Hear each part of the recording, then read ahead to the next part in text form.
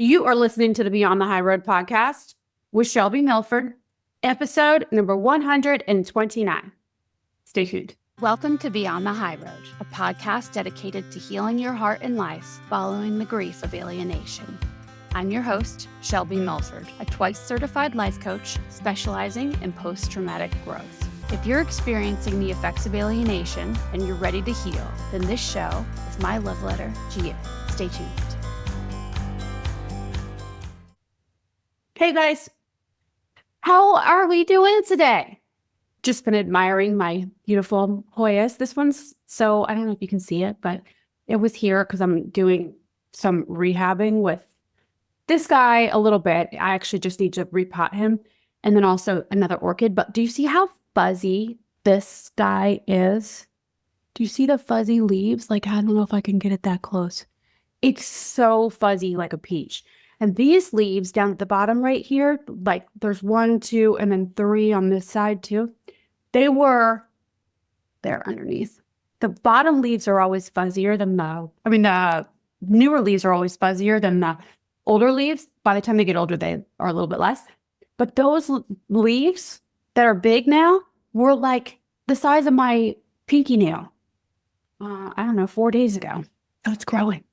Just bought it, maybe, I don't know, a few weeks back. Anyway, hi, how are you guys today? Sorry if some of you aren't plant lovers. I've really gotten into it because I think it's just something, it is something to take care of, right? They are something to take care of. Like, I never understood when people were like, I'm a plant parent. I was always like, that's lame. And now I get it because it takes a lot of love and time and attention, dedication, devotion, all those things. It definitely can't replace your kiddo, but it's a really fun hobby to have. So if I can share that with you and if it inspires you to get into plants or even something else that you develop a love for, I think it's, all those little things really, really help towards building the new you, like the new wholeness of you, Not that you need to leave old you behind. Well, maybe you do. Depends on how you're looking at it. We've talked about that pretty recently, but, and dropping your ego and stuff like that. But it's just, I don't know, things that require like the detailed attention and some love and dedication and time, patience. They're great skills. Like patience is a great skill to learn through a hobby like this, or I don't know, I'm sure there's many of them out there that require the same sort of skills. But anyway, that's just a side note. But it actually does kind of go in a little bit with today's topic, which the thing that I've been wanting to discuss, it's been in my notes now for, I don't know, a few weeks. It's sort of a sneaky little mindset or belief that so many of us, not just alienated parents, but also those experiencing any type of grief, right? Whether it was a death of a loved one or just a loss, perceived loss, especially somebody that was like core to you, like one of your core few support or family, somebody that you devoted your time and attention to on a daily basis or on a very regular basis. We resign ourselves to this like new normal or this mediocre life moving forward. Like, is this all that life is going to be? And many of you don't even pose it as a question, like, is this all there is left for me? Is this what life is going to be like for me here forward? Many of you have it as, all I can hope for is to just not hurt so much moving forward. All of these kinds of thoughts sound noble, and they sound kind of productive, right? All I can hope for is to not feel the pain of my yesteryear. I don't mean to laugh about it, but this is something that I hear from so many of you in regular passing conversations. Sometimes I don't think that y'all even notice that it's there. This is what we do, That's why it's always helpful to have a coach or somebody else that you can bounce ideas off of. Somebody I think the best would be somebody that's trained in hearing and pointing out for you the ways that you're wording things, because the way that you word things and the tone with which you say them to yourself and out there to the world is going to change, as you've heard me before, ad nauseum, is going to change your whole entire experience of your life today and moving forward. If you're thinking to yourself, all I can hope for is to get by, survive for the rest of my life, nothing will be the same now that my kid is gone. Now, with that one, it's true. And I don't know about nothing, but many things will not be the same, but they never really are the same. They never are. Like when they started walking, things were never the same as when they were the infant that was cooing in your arms and you were nursing them or feeding them in the middle of the night. They're not going to be the same once they take off on their feet. And then when they go into kindergarten, things will never be the same again. You will not have those sweet moments that you once had watching Sesame Street or whatever it is that you watch. Sesame Street's kind of aged out now, but you know what I'm saying. When they go from grade school to middle school to high school and on, and parents do go through a great deal of grief. So things really aren't ever going to be the same. But with us, we have this added grief of losing out on these moments that we truly thought that we would have and really our right to have them. We've lost out on our right to have them. Many of us anyway. I know that some of you are still in contact and are exercising your parental rights. So in that case, then you may be grieving the blissful experience that you thought you would have as a parent, and it's not turned out to be so. So things will never, ever be the same as 1 minute ago, as yesterday, as whatever.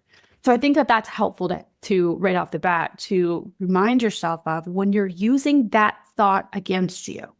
At all times, like what I say, what you hear from other people, or what you read, what you come up with in your own brain, use everything, all of the tools that you have for you and not against you. And if you're telling yourself that I'm going to settle for the rest of my life and things are never going to be the same as they were when my child was home, then it's going to cause you're basically fine-tuning and perpetuating your brain's habit to resign, to accepting less than what you deserve or what you know that you can create. And that's really what I want to focus on today, is noticing when you are, when you're saying that, oh, maybe this is just how life is going to be. I was actually just on the phone with a client yesterday who was saying this very thing, and he had no idea he was saying it. He just said it like as if it was just a fact of life. He said, everything's fine. I'm reunited with my kid. I took him out to lunch and then I dropped him off.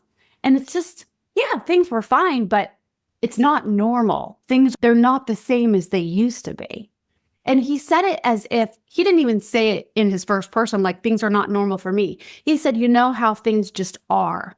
And I was like, no, I don't know how things just are. You're going to need to tell me how things are in your head, because doesn't need to be a fact.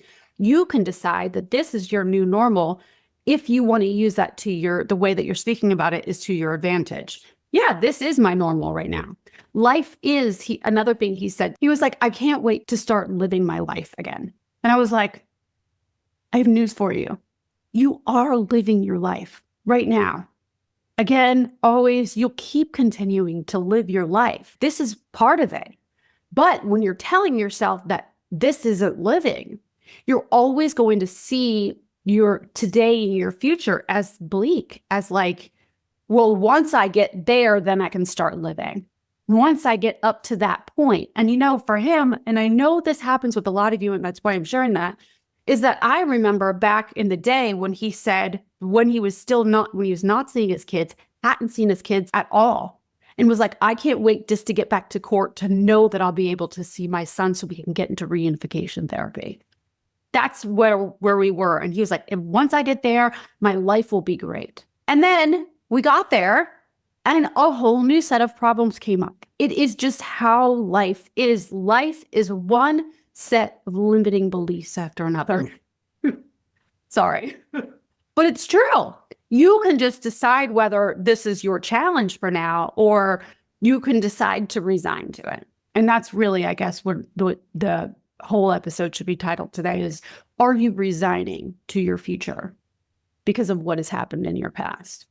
Or are you using all of what has happened, not just in spite of, but because of, are you using that to grow you? Now, post-traumatic growth, you guys, I specialize in that. I think you do. It's not something that, please know that you don't have to choose that if that's not what you want. If you are in the place right now where you just, I kind of doubted if you're listening to this podcast, because this podcast is all sort of about that, but maybe you're in the place right now. I used to go through my spells, ruts, of poo-pooing the world. If you're looking at life like, I don't want to have to grow anymore, I don't want to have to make something out of this right now, right? Maybe making something out of this situation of alienation sounds offensive to you right now. I get that. I get that because I was there. To me, making something out of this situation of alienation felt like an insult. It felt wrong, and like I was betraying my kid to make something good come out of the alienation. For me to have the audacity to grow coming from this, I really held myself to this belief that I needed to honor the injustice. And I know long time ago, I spoke with you guys about this. I really felt the need to illustrate that, to show that even behind closed doors. It wasn't like to the world, but even to me, myself, I thought, how dare you want to better yourself from this? Because how could you? What kind of parent would do that when their child is suffering, their child is hurting, and they're not even in your life? How are you supposed to just drop that role and move on like nothing ever happened, like you never had a child or something? And that's not it at all. But if you're in that space, I understand, and post-traumatic growth is, you don't have to choose it. I want you to choose what feels good for you right now and what you know for you is the right path moving forward. If and when you're ready, you can choose to use this for you, But just the reason I'm saying that, I guess, is just because just know that you're no better or worse or on the wrong path or the right path by not choosing to implement all of what I'm saying today and all the time. What anybody says, really. There's a time and a place. And I think that for me, there was definitely, I can think back, I was thinking about this in the shower earlier today. I really want to play one of my first coaching sessions ever for you guys, where she was at the time was soon to be coach, but not really yet. She was coaching me, and I was a hot mess. Like an absolute disaster. And I was in so much pain. And one thing that she told me, I kept wanting to get out of the pain. I really desperately wanted to get out of the pain. But the guidance that she gave me in that session, I'll never forget it. She said, you don't need to do anything right now. The only thing that you need to do is talk about it and nothing else. You need to feel this pain right now. You don't need to switch out of this pain to get to happiness yet. Basically what I'm saying is there's no rush to it. You may be in a place right now where you're still grieving. You're in that acute grief place, and that's okay. But if you're not, and you know that you've been down this road for a little while, and it's been some time, and you're ready to get your life moving again, then I think it'd be really helpful to look at what you're telling yourself about your future. And if you're thinking in your mind that the idea is, I'm just going to resign to a life of pain, but just not so much pain as I had before, so long as I can just idle on through life in a low grade pain, I'll be fine. I don't want you to have to do that. Because of the disenfranchised grief, and depending on how you were socialized, really, many of us were conditioned to accept less than. I choose to believe that because of, for me, this is where the post-traumatic growth comes in, because of everything that's happened in my life, that happened so that I could stop accepting, stop settling, stop resigning to a life of mediocrity and pain. The thing is that when you're telling yourself that all I can hope for is just to get by and not be in pain, or however you're saying it to yourself, then you're actually looking at your life and your future in such a way that you have to avoid pain. that your future, what's ahead of you is a video game of bombs, and you have to somehow frogger your way through and avoid the painful blowups, the chance of death even. There's all these catastrophes that you must just weave through. And that is a good way to keep you in a freeze, keep you in stress response by thinking that you have to avoid pain from now through your future. I just need to get by not feeling the pain that I once did, or feeling less of it, staving it off. As long as I can just get through not feeling the trauma of the past, and I can just put the blinders on and move forward in life, then I'll be fine. I just can't look left or right, And I know, because I've lived that, it's an awful way to live. You are meant for more. If you've come through this, if you're listening to this podcast, if you're out there searching for ways to grow and make it through, following something like alienation, where your children have been taken from you or are being threatened, your parenthood role is being threatened, I promise you that this isn't just to happen so that you can be the martyr. It's happening so that you can, what was that? Another note that I put in my phone the other day is I was listening to that song. I loved this song since it came out, I don't know, whenever, a year ago or so. You know that song, A Deeper Well by Casey Musgraves? She used to sing with, or like guest with Josh Abbott Band, which I love. If you guys like a little red dirt country, Josh Abbott Band's the shit, in my opinion. But anyway, she used to sing with them, but A Deeper Well came out, and that song, from the second that I heard it, I was like, this is amazing. Of course, it makes sense that it's a hit, right? But the lyrics in that song, to me, are just on point in all the ways. And so if you haven't heard it, go look it up, A Deeper Well, Casey Musgraves. Like almost down to every line is so beautifully put, because like for me, I talk about like my family, and you guys have heard me talk about like that there was some trauma, some tragedy, and some shit that went down, as probably you too. But we don't have to look at our past as like, it was bad, it was wrong, I needed more, and I wasn't given it. I wasn't given the direction and the support and the guidance and all the things that other kids had, and I had it worse, right? Which is going to cause you to always feel like you're working from a deficit, right?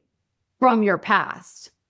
But the way that she describes it, she said, when I was growing up, we had what we needed, but the world was as flat as a plate. And that's okay. Because then she was able to teach herself the rest of the way. The things that she was taught only took her so far. I think of it like I was taken as far as I was supposed to be taken with my childhood. I was given all the tools that were necessary. And then from there on, that was for me to guide myself through. I just love the way that she puts it. Hopefully, I'm not doing it justice, but if you know the lyrics, you know what I'm talking about. And if you don't, go look them up.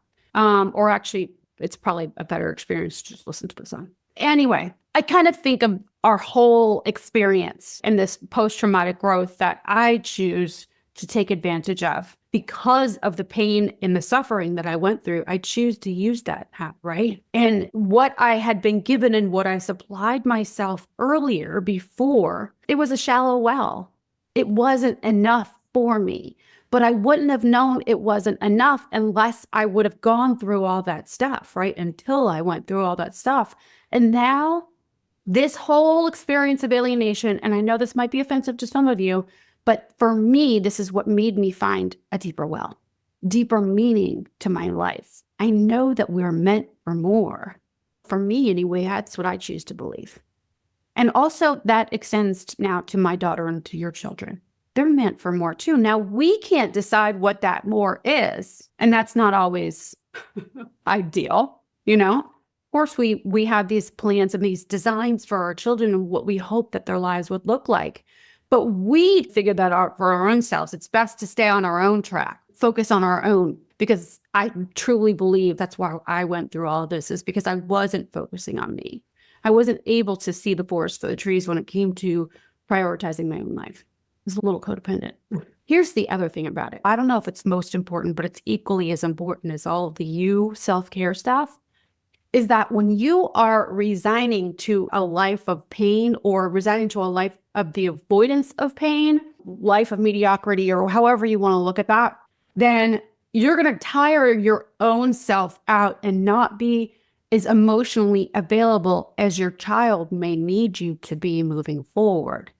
They may not be expressing that outwardly to you, but your energy being healed, being present, available, even when it doesn't seem like they need you, is necessary. If you do have interactions with them, or in your future, maybe like we don't know what's ahead of us, but if you do have interactions with them and they even sense your undertone of negativity, or that's their perception of you, which, by the way, we know that we cannot control that, especially with what's gone on.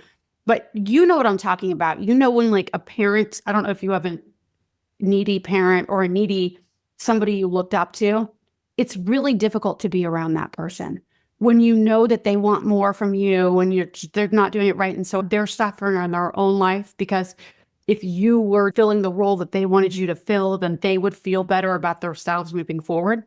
That's a lot of responsibility on a kid, on an adult, to feel like they're responsible for your happiness. And that's exactly what they're experiencing over at the alienating parent or the alienating person's house, in their presence, whatever.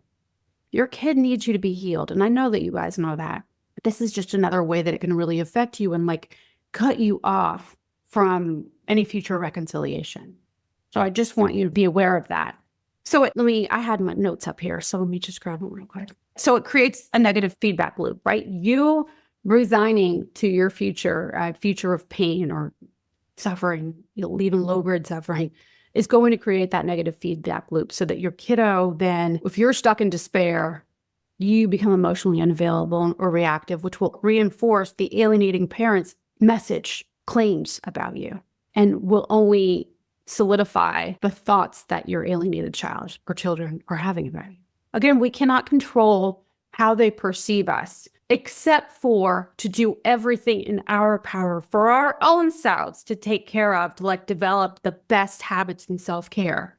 Self-care, like holistically, right? Really learning how to love your life again is what attracts. Not just doing it for the motive to attract, but because you love you.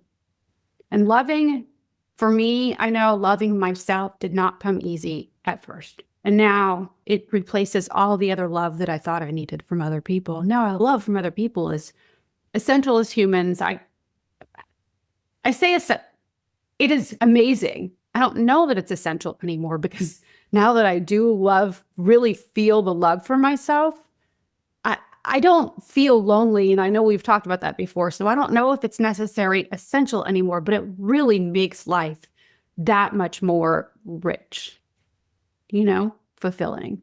Also, healing your life, healing your future, your today and your future, requires patience, empathy, and unconditional love. These skills are difficult, extremely difficult, if not impossible, to express when you're trapped in a cycle of emotional pain.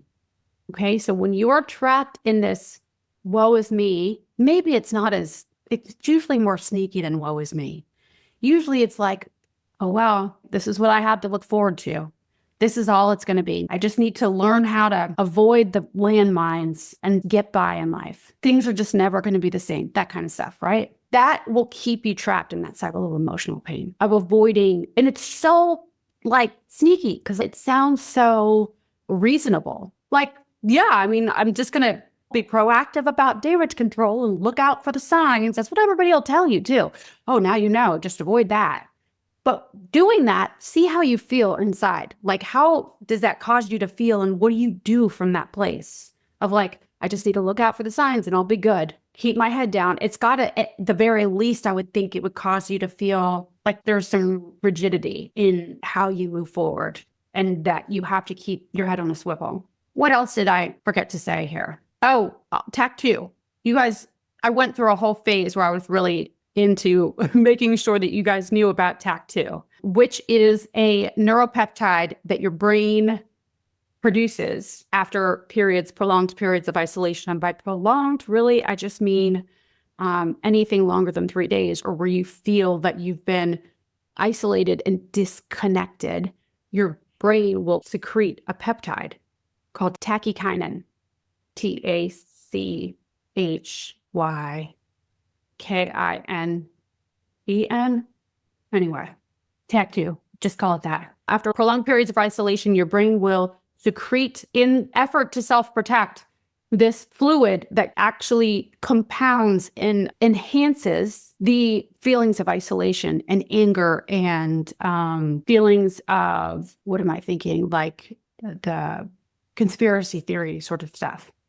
So if you're there, if you feel like the world's out to kind of get you and people have motives and whatever, it might be because you've been feeling disconnected from your world for a long time and your brain has now been secreting this neuropeptide. There's a way out of it, just know that. But you looking at your future as if it is something that you need to be wary of or just avoid, what we're talking about today, if you're looking at your future as if it's you needing to settle for the mediocre, just know that doing that is going to perpetuate your feelings of isolation. Emotional isolation, too, is going to perpetuate the habit of the inside habit of brain secreting tachykinin, which is only going to compound the issue, right? And then it's also going to make it harder for you to engage in constructive activities like helping others and pursuing bigger things for your life moving forward. You're going to start to tell yourself and believe the thoughts that you have saying that you're not made for this, that you can't do it, that this wasn't your lot in life, that you got dealt the bad hand, and this is just what you're going to need to settle for in life. You're going to start to repeat those thoughts, those automatic negative thoughts, to the point where a belief is actually just a thought that you thunk enough times to actually believe it, right? That it becomes like a pattern in your mind. So the more that you isolate yourself and feel isolated, the more your brain will actually perpetuate that feeling of isolation and resignation to your future moving forward, your life without your kid. If I have to live without my kid, then my future is going to suck. It must suck because I'd be a bad parent, number one, if I didn't think that way, because what kind of parent would live their life out there happily and showing it to the world, right? So there's that. And also, how could it ever be happy without my kid? I must suffer, because that's what it means to lose a kid, is you have to suffer for the rest of your life. And it's not the case. I'd say this about losing, like having the death of a child too. I mean, I hate to like put those two together, but I do believe it's true. As soon as I said that, I thought about that one scathing review on the Apple podcast that chick or whoever it was wrote about me, which I'm laughing about it right now, but I just compared to the death of a child. Anyway, she brought my damn review down to my rating from a 5.0 to a 4.8. Damn her. Anyway, now I forgot. Oh, okay. Now I remember what I was saying. So like the grief of losing somebody to death, like losing them forever, or the ambiguous grief that we experience as a result of being alienated from our children, yet they're still alive. It's okay. I'm giving you permission, if you're not giving it to yourself, for you to love life again. It's okay. In fact, I really hope that you do choose to do that. It's okay if you don't, and I wouldn't judge yourself or beat yourself up if you're not there yet. But truly, I think that we go through these things so that we can come out the other side, pop up the other side, and thrive as a result of it. Show others the way. All of us. It goes back to the deeper well thing. This all happened so that you could find the deeper well. For me, I could tap into the greatness that is me, as opposed to the greatness that I was taking from all the others, like borrowing from all the others in my life. Okay. So the last thing, we've already been emotionally devastated, right? Maybe you still are, coming from alienation. Maintaining your faith, like guys, I don't love using the word hope, because I think hope is less active and more passive. Holding on to hope is sort of like what I'm talking about now. All we can hope for is whatever. I think I actually used those words earlier. Maintaining faith in your future and faith in yourself and your kiddos, that you will find happiness again. I'm saying that most of you probably aren't watching me, but I say that lightly, because happiness is what you decide it to be, right? But if you maintain faith that you can create the most beautiful life for yourself and experience grief at the same time, it is possible. But maintaining faith is crucial for your recovery and potential reconciliation with your kids. Resigning to a life of pain can prevent you from taking the proactive steps needed to exercise the self-care and to actually rebuild with your kids.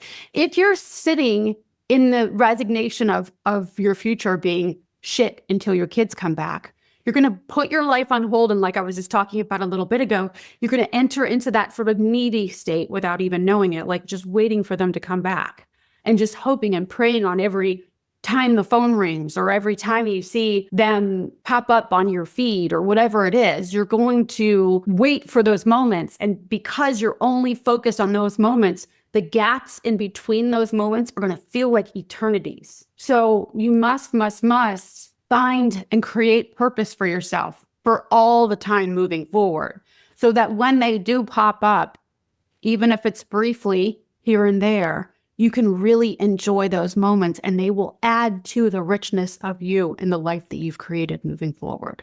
Please don't resign your life, your future, to pain, dull pain, or a new normal. If new normal to you sounds awful, please do not accept scraps in your life anymore. If we've gone through this devastation of alienation, in my eyes, at some point, again, you may not be ready for it yet, but in my eyes, it's more evidence. The universe is showing me that I am supposed to make something fucking amazing out of this. Like something fireworks, explosive, beautiful from. This is your opportunity. This is like, to me, this tragedy, there's nothing better than, a comeback story, if you will, but like when somebody goes down or something happens and it's just really catastrophic. And then you see that something or somebody, rise from the ashes and make something beautiful from it. That is so admirable. I mean, I would assume most of us probably believe the same. So this is your opportunity to do that for yourself. But look at the wording that you're using on your everyday and what you think is fact about your future. Do not resign yourself to, oh, this is the new normal. This is not normal. This is your normal. This is your life. You are living it. You can just choose if you want to live it differently today or not. It's not going to be a perfect time and it's not going to get better. You're not supposed to wait until some certain time to start living. If that is the one message that you get from that, I hope it's this, and I hope you stay till the end of this, because it always happens in the end. I get all warmed up and then it all comes together. But yeah, do not wait. That time will never come. I told you, case study, my client who long time ago was just saying, oh, when I get to the point where reunification therapy is ordered, then everything will be okay. Reunification therapy got ordered. He went through it. And then he got time with his son without reunification therapy. Outside of reunification therapy, it was, dinners or lunches, whatever. And then it was weekends. And now he's got every other weekend, he's got standard visitation. And there's still a whole new bag of limiting beliefs that we all sort of run into. Not always the same ones, but this is just part of life. You are living it. The time is now.